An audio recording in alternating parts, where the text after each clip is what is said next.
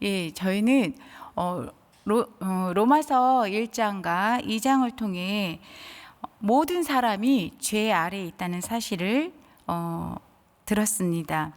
그리고 특히 어제 2장 말씀을 중심으로 해서 유대인들도 이방인들과 똑같이 죄 아래에 있다는 사실을 살펴보았습니다. 아마 웬만하면 요즘 기독교인들은 이런 바울의 이야기가 어렵지 않을 것입니다. 보통 우리가 모두가 죄인이라고 인정하고 있기 때문입니다. 그러나 바울 당시 유대인들에게 있어서는 결코 그렇지 않습니다. 하나님을 모르는 이방인들이 죄인이고 태생적으로 그들은 죄인이기 때문에 하나님의 진노와 심판을 받는 마땅한 존재라고 여겼습니다. 그런데 문제는 바울이 유대인들조차도 예외 없이 죄 아래에 있다고 하는 선언입니다. 그들에게 매우 충격적인 이야기입니다. 사실 유대인들의 자랑이 어디에 있습니까? 그들은 하나님께 선택을 받은 민족이고 율법을 중심으로 하나님과 언약을 맺은 유일한 나라라는 것이 그들의 자랑이었습니다. 그래서 그들은 할례를 행하며 그들이 특별한 민족성이라는 것을 표시하였습니다. 하지만 바울은 이런 율법을 소유하고 있는 그 자체가 사람을 의롭게 하지 않으며 특별하게 하지 않는다는 말을 하고 있습니다. 레위기 18장 5절 말씀을 보시면 너희는 내 규례와 법도를 지키라. 사람이 이를 행하면 그로 말미암아 살리라. 나는 여호와이니라. 율법을 소유하고 있는 것이 아니라 율법을 지켜야 한다는 말씀입니다. 바울 또한 하나님 앞에서는 율법을 듣는 자가 의인이 아니고 율법을 행하는 자가 의롭다 하심을 받는다고 말을 합니다. 로마서 2장 13절 말씀 다 같이 읽겠습니다. 시작.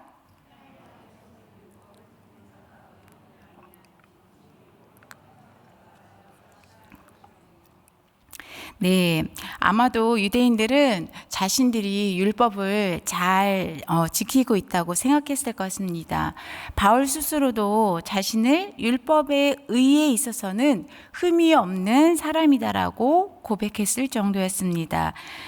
빌립보서 3장 5절과 6절 말씀을 보시면 나는 8일 만에 할례를 받고 이스라엘 족속이요 베냐민 지파요 히브리인 중에 히브리인이요 율법으로는 바리새인이요 열심으로는 교회를 박해하고 율법의 의로는 흠이 없는 자라고 말을 했습니다. 바리새인들이 얼마나 철두철미하게 율법에 충성했던 사람들입니까? 그런데 바울은 2장 전체를 통해서 유대인들이 율법 지키는 것에 실패했다고 말했습니다. 오히려 율법을 범함으로써 이방인들이 하나님을 모독할 빌미를 주었다고 강조합니다. 심지어 무할례자가 율법을 지키면 율법을 지키지 못하는 너희들을 정죄하지 않겠느냐라고 합니다. 유대인들은 율법을 자랑하고 타인을 가리키고 판단하는 데는 능했지만 그 율법의 요구대로 살지 못했다는 것입니다. 그래서 오늘 본문인 3장 1절은 그런즉 유대인이 나음이 무엇이며 할례의 유익이 무엇이냐라는 질문으로 시작하는데 8절까지 이런 가상의 대화 상대자와 함께 이야기를 나누는 방식으로 자신의 주장을 전달하고 있습니다. 지금 바울의 이야기를 들은 유대인이라면 이러한 질문이 당연한 질문이겠지요. 그들에게 주어진 할례 그리고 율법이 다 무슨 소용이 있느냐는 질문입니다. 그러나 바울은 2절에서 바로 유대인들에게는 여러 가지 유익이 많이 있다라고 이야기하고 있습니다. 사실 속 시원하게 충분한 답을 주지는 않고 있습니다. 간략하게 답을 하고 있는데요. 그래도 유대인이 가지고 있는 유익이 무엇일까라고 궁금하신 분들은 어제 말씀 2장 17절에서 20절 말씀과 9장 4절에서 5절 말씀을 보시면 간략하게 그들이 가지고 있는 유익이 무엇인지 살펴볼 수 있을 것입니다. 바울은 이러한 여러 가지 유익 중에서도 유대인들에게 우선적으로는 하나님의 말씀을 맡았다는 것이 큰 유익이라고 이야기를 하고 있습니다. 더 정확하게 말을 하자면 하나님께서 그분의 계시를 유대인들에게 의탁하셨다는 것입니다. 여기서 의탁하셨다는 말은 소중한 것을 맡겼다는 행위입니다. 중요한 것을 아무에게나 맡기지는 않습니다. 믿고 맡기는 것입니다. 이 단어 자체가 그런 의미를 내포하고 있습니다. 이것이 유대인들이 가진 특권이고 사명인 것입니다.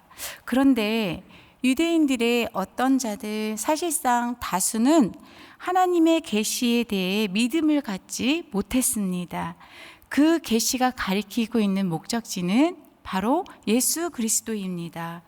그들은 결정적으로 예수 그리스도를 믿는 것에 실패했습니다. 그래서 그들을 믿고 계시를 맡긴 하나님도 실패한 것이냐라고 묻고 있는 것이 3절의 질문입니다. 4절은 당연히 그럴 수 없다라고 대답합니다. 사람의 거짓됨에도 불구하고 하나님은 신실하시고 참되신 분이시기 때문입니다. 이어서 5절과 7절과 또 8절에는 같은 질문을 가진 그런 의미가 있습니다. 유대인들이 불의가 하나님의 의를 드러내는 것이라면 그러한 불의한 유대인들에게 책임을 물을 수 있느냐는 것입니다. 내가 거짓말한 것이 하나님의 참됨을 드러내고 풍성하게 하고 그 영광이 되었다면 내가 거짓말한 것을 하나님께서 책임을 물을 수 있느냐는 것입니다. 책임을 물으면 안 되는 거 아니냐는 것입니다. 이러한 궤변들은 사실은 모두 무가치한 것입니다. 이러면서 1장과 2장에 걸쳐 전개했던 그런 논쟁의 결론을 9절에서 내리고 있습니다. 9절은 그러면 어떠하냐? 우리는 나으냐? 결코 아니라 유대인이나 헬라인이나 다 죄 아래 있다고 우리가 이미 선언하였느니라. 우리가 여기서 주의 깊게 보아야 할 것은 유대인이나 헬라인이나 다 죄 아래에 있다는 선언입니다. 바울이 죄를 하나의 어떤 존재나 세력으로서 묘사하고 있습니다. 무엇 아래에 있다. 이런 표현은 누군가의 지배를 받고 있을 때 사용하는 표현입니다. 다시 말해서 유대인과 이방인 모두가 죄의 세력에 붙잡혀서 그 아래의 지배를 받고 있다는 의미입니다. 이것이 지금까지 바울이 일관되게 설명해 온 것입니다. 모든 불순종의 출발이 바로 이 사실에 있습니다. 유대인들이 율법을 가지고 있다고 해서 특별하지 않은 이유도 여기에 있습니다. 율법이 그들에게 생명을 주지 못하는 이유도 여기에 있습니다.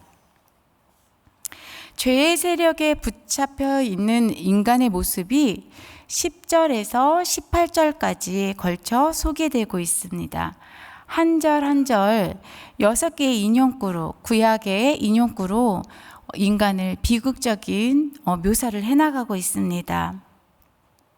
우리가 기억해야 할 것은 이 모든 인간의 추악함들은 일종의 병증이라는 사실입니다. 모든 인간의 근본적인 문제는 병증이 아니라 이런 병증을 유발시키는 죄라는 세력입니다. 우리는 교육을 통해서 사람이 나아질 수 있을 것이라는 생각을 하게 됩니다. 때로는 제도가 좋아지면 사람들이 선하게 살게 되고 세상에 아무 문제가 없게 될 것이라는 착각도 하게 됩니다.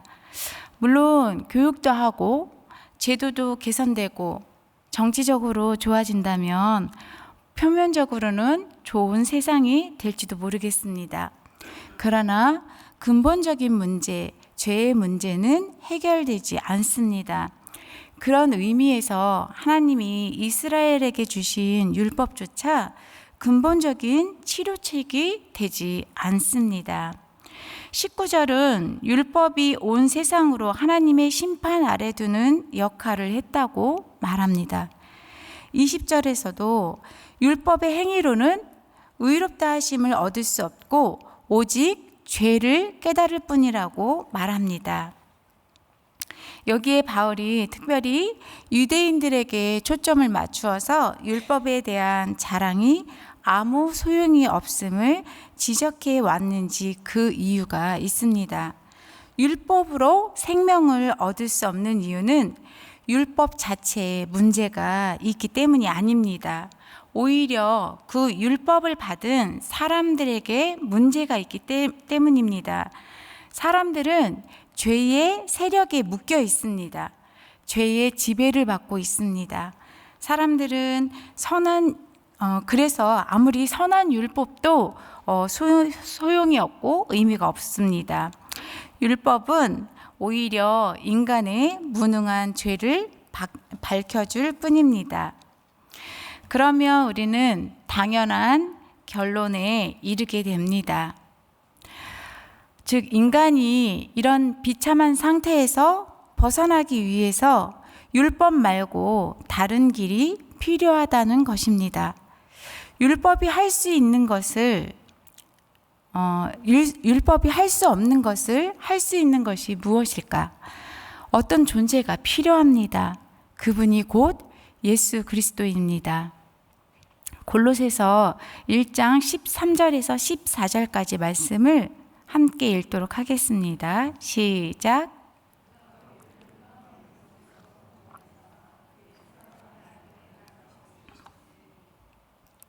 예, 예수 그리스도께서 우리를 흑암의 권세에서 건져내사 하나님께서 우리를 예수 그리스도를 통해서 흑암의 권세에서 건져내셨다고 말씀하셨습니다.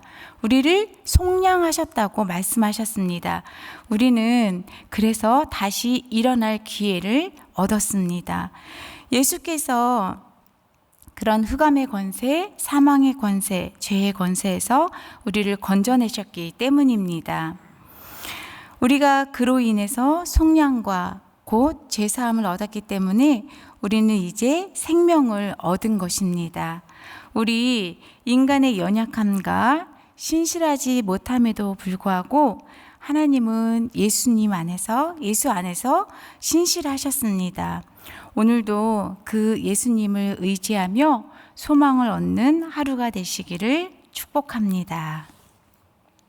이 시간 기도하실 때 예수 그리스도만이 소망이시고 길이 되시고 생명이 되십니다. 오늘도 예수로 말미암아 하루를 살아갈 수 있는 힘과 지혜와 은혜를 주옵소서 기도하시고 각자의 기도 제목으로 기도하신 후 하루를 시작하시겠습니다. 기도하시겠습니다.